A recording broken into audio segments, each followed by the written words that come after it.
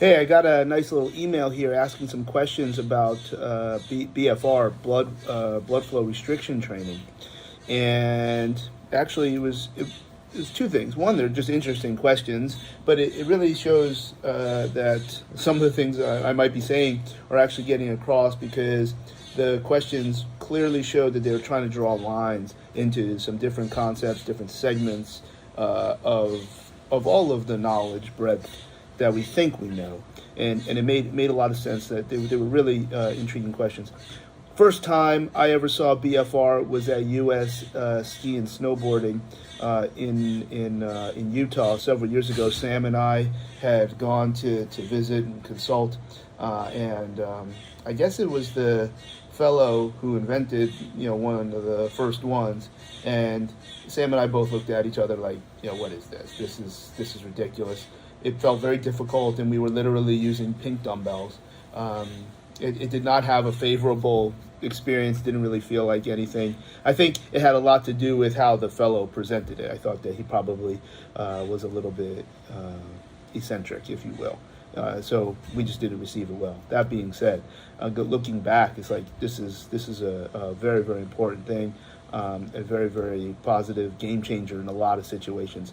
So at this point, the devices that I have and use, first off, were from Johnny Owens, Owens Recovery Science. I think that where they're at, there are some limitations in terms of using your whole body, because what is so important about that device is that it has built-in mechanisms to ensure that the pressures that you're using are safe and ideal. So also from Urson Religioso, where if you use a Doppler with his units, which I imagine you can do with other commercial units, but I think Urson's also comes with a great package of education. Those are the two that I would support full paying customers for both. So if I look off to the side, I'm just taking a look at this email that has these particular questions. And the first question is it creating an anaerobic environment? And that's an interesting thing. I don't think of it that way because I don't look at BFR as a method of creating energy, which is typically when we say anaerobic, it lends to that. But I've also would probably say that everything is everything. So if we are limiting oxygen, are we still using oxygen as the primary energy source? Is it still a substrate for the primary mechanisms to create energy? And I think the answer is yes. So even though you are cutting off blood flow, you're not cutting it off completely. This isn't a tourniquet. And I think that's an important thing to understand and why no one should be concerned about it. I do think BFR, though, is certainly being accepted. I don't see too many people being like, this is unsafe. Maybe they think it didn't work, and that's, not everything works for everybody. I think that's very, very fair.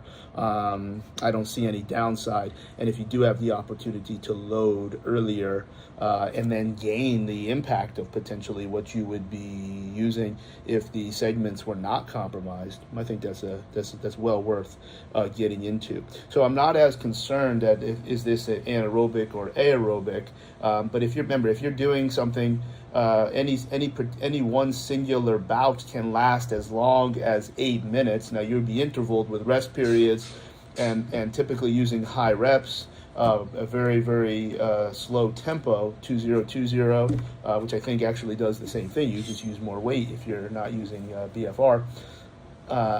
All of those concepts would be targeting more of the aerobic energy systems. I'm not concerned in that regard. Now, you are potentially stimulating alpha pro 1 collagen, which he asks. Like, aren't you doing that? And remember, alpha pro 1 collagen is not a bad thing. In fact, it's actually a very good thing when it is being stimulated in predictable and desirable patterns. It's when alpha pro 1 collagen is stimulated under spontaneous conditions, which would be signs of under recovery or overtraining, where we have spontaneous electrical activity driven by the mechanisms of how I'm categorizing under recovery.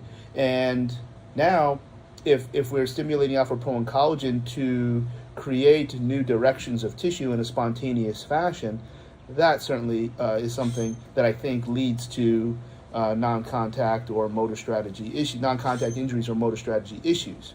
Now, getting back to when alpha-proline collagen is very, very positive, is that even if you're using single joint movements and they're controlled and you're moving in a desirable form, I think that alpha-proline collagen is your friend.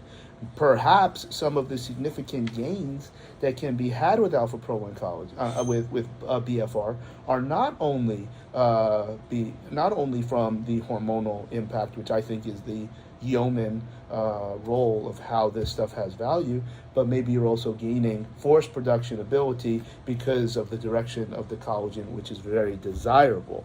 And then, even if it is need to be mitigated, you run back and apply some of the softer strategies that are applied with recovery that would be far more oxidative and oxygen driven.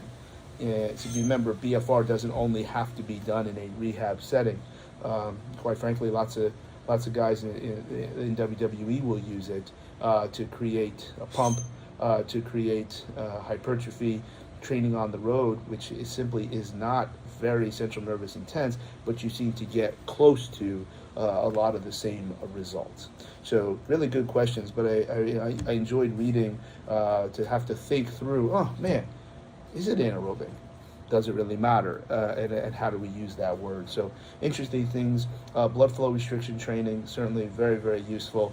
No argument with people that say it doesn't work. I would have some questions for somebody that would say it's not safe. I think it's quite safe in a healthy individual with a musculoskeletal need to have decreased loading through the contractile and or tendinous segments. So hope that makes sense. And on their way towards, if you ever do go out to Utah and you go through the south and you go through Alabama, if you do happen to go through the deep parts of Alabama in Mobile, there's a section called Crichton.